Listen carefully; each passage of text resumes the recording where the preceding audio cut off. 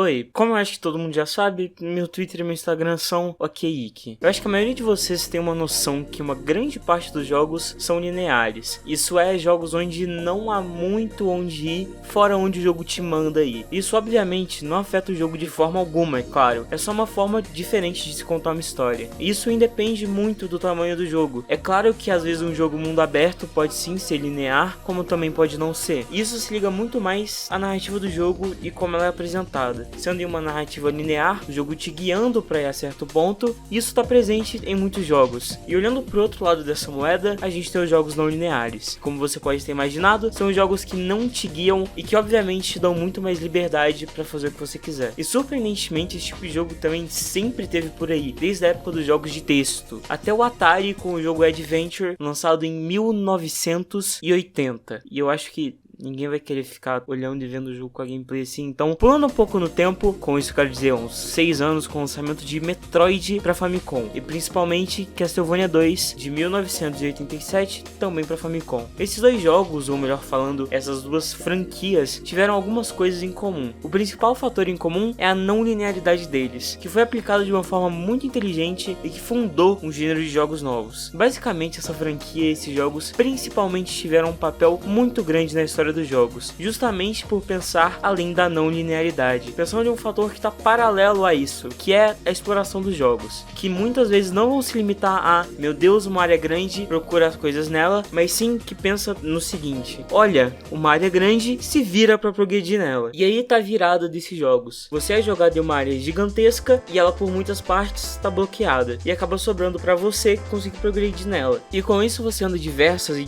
vezes nesses mapas para conseguir progredir neles, não sendo vai de caminho A que você encontra um TX para abrir o caminho B, mas sim você vai para o caminho A, C, D ou E. Em algum deles você pode acabar chegando no caminho B de primeira, mas isso não significa que você vai ter o item X que você precisa, ou em alguns outros lugares você vai precisar de achar o item Y ou Z para progredir. E esse é o conceito base de um Metroidvania. E agora falando dos jogos em si mesmo, Metroid desde sempre seguiu a linha contrária dos jogos do seu tempo, sendo um jogo não linear e te deixando explorar o mapa em sua totalidade, e principalmente precisando de upgrades para fazer isso. E esse foi, se eu não me engano, um dos primeiros jogos a implementar essa fórmula dessa forma em um jogo plataforma, já que a não linearidade já existia faz tempo, só que ela acontecia de outras formas, como principalmente no primeiro Legend of Zelda, que serviu de inspiração para um jogo que a gente vai falar daqui a pouco. Mas esse molde mesmo demorou a se concretizar, mas nessa época as bases e o fundamento de um novo gênero de jogo só estavam sendo iniciadas, até que veio o jogo que estabilizou esse gênero como um gênero. E esse jogo foi Castlevania Symphony of the Night. Oi, de novo. Bem, eu sei que todo mundo me ama e me adora por inúmeros motivos, seja fazer vídeos bons até transmitir lições de game design incríveis que você não vai achar em nenhum outro canal brasileiro, não ironicamente. E tendo isso em mente, por que não me apoiar?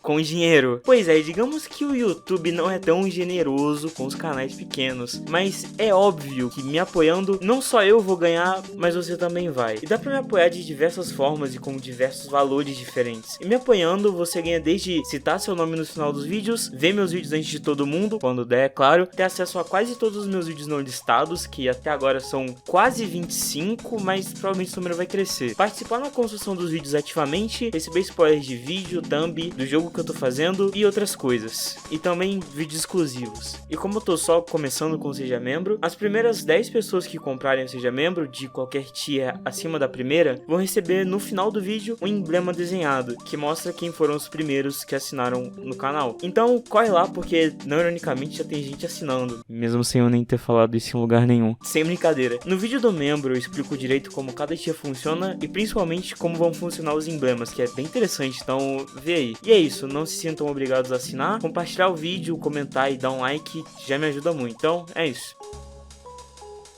Que definitivamente cravou o que o Metroidvania é e que esse gênero realmente existia na indústria. E esse jogo para sua época foi genial. Ele é um dos melhores exemplos de como um Metroidvania deveria funcionar. O jogo se passa inteiro em uma fase, essa fase sendo um castelo com mais de 900 salas diferentes. Pulando menores detalhes do jogo, ele começa com você perdendo todos os seus itens que eram extremamente fortes, te fazendo ficar todo fudido e sem nada. Logo depois disso você vai para dentro do castelo e aí é onde chega a parte do Metroidvania. Simplesmente se vira pra conseguir progredir. O jogo te deixa livre pra explorar o castelo, mas é claro que não é bem assim, porque ele mesmo te dá uma falsa sensação de liberdade. E é aí onde o gênero de Metroidvania realmente brilha no seu conceito de não linearidade, porque deixar o player jogado em um mundo completamente aberto e livre não funciona, justamente porque com isso é muito provável que o player mesmo possa ir pro lugar errado, no sentido de ser um lugar onde, sei lá, os inimigos são muito fortes, ou tem alguma coisa da história, ou qualquer outra coisa, enfim. Só vendo o tamanho do mapa do Symphony of the Night e pensar caso se ele não fosse aberto, é literalmente impossível o player saber o caminho certo sem que o jogo pegue na mão dele e o guie. A fórmula do Castlevania resolve esse problema de uma forma extremamente simples e muito inteligente, na verdade. Basicamente o jogo vai te guiando, só que de uma forma extremamente simples e até meio oculta, seja por meio de portas trancadas ou caminhos que caem. Nesse tipo de jogo sempre tem um obstáculo que não vai te deixar passar, mas o jogo, por sua vez, não te bloqueia de uma forma totalmente expositiva, como por exemplo, deixando uma barreira falando não passe por aqui. Muito pelo contrário, ele te faz entender que você não tem o necessário para ir para esse lugar, de uma forma bem minuciosa, como por exemplo, um lugar que você não consegue pular ou uma porta trancada, o que te faz pensar no jogo de uma forma diferente e procurar ou uma forma de passar nesse lugar, ou procurar outro lugar onde deve ter a saída, ou melhor, a entrada. E é aí onde se cria a falsa sensação de liberdade do Metroidvania. Eles te fazem entender que às vezes o caminho à frente não tá necessariamente na frente, mas talvez atrás de você. Voltando a falar do Castlevania, nele inicialmente você tem essa área para explorar, sem equipamento nenhum, claro. E nela existem 3 pontos que se ligam a outras áreas, mas esses 3 são inacessíveis nesse momento do jogo. Mas se você explorar essa área que você tem, eventualmente você vai achar um padre mercante. E ele vai te vender alguns itens, e dentre eles, a joia da abertura, que é uma joia azul. E se você prestou atenção nessa exploração, você vai também saber que existem 2 portas trancadas, e as 2 são azuis. Então,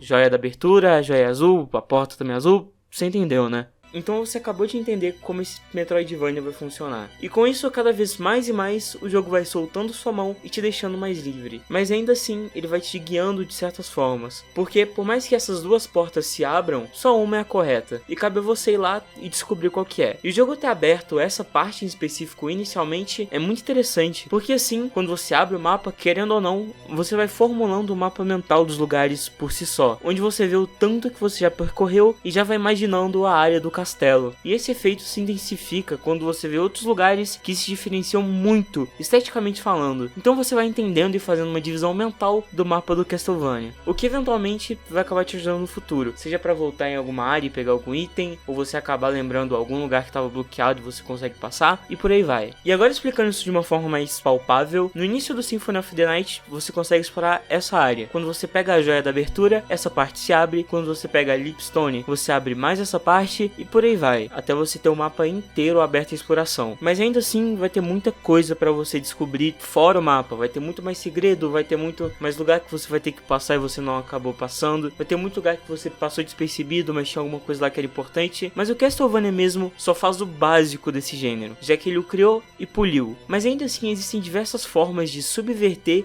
o Metroidvania e a exploração do mapa, e tornar ela ainda melhor e mais complexa. E um jogo que pega e cria em cima disso é Hollow Knight. Falar da conectividade Metroidvania já é manjado, quer dizer, praticamente todo jogo desse gênero tem isso em algum aspecto, mas o que faz melhor isso, na minha opinião, é Hollow Knight. E o motivo disso é que todas as áreas desse jogo se interligam com a outra, tanto no aspecto da gameplay quanto narrativamente. Logo no começo do jogo tem uma sala que tem um bicho hiper forte que tu não consegue só matar com teu ferrãozinho velho e broxa. Só que se tu explorar mais um pouco, vai ter uma área com inseto que te dá uma magia específica que te faz justamente lançar projétil, e finalmente com ela tu consegue matar o Caba e avançar no jogo. Mas pra mim, a conectividade que mais brilha no Hollow Knight é a narrativa. Tipo, depois de você passar a explorar todo o caminho verde, vai ter uma área específica que tá meio que sendo tomada por outra área. Área essa que se chama Cânion da Neva. E de longe pode parecer só uma transição simples para uma área e outra, mas no contexto da lore, aquela área estava sendo infectada pela infecção que assombra todo o reino, e essa infecção fez o Cânion da Neva expandir e consequentemente tomar todo o caminho verde de pouco a pouco. Tem outro exemplo muito zica também,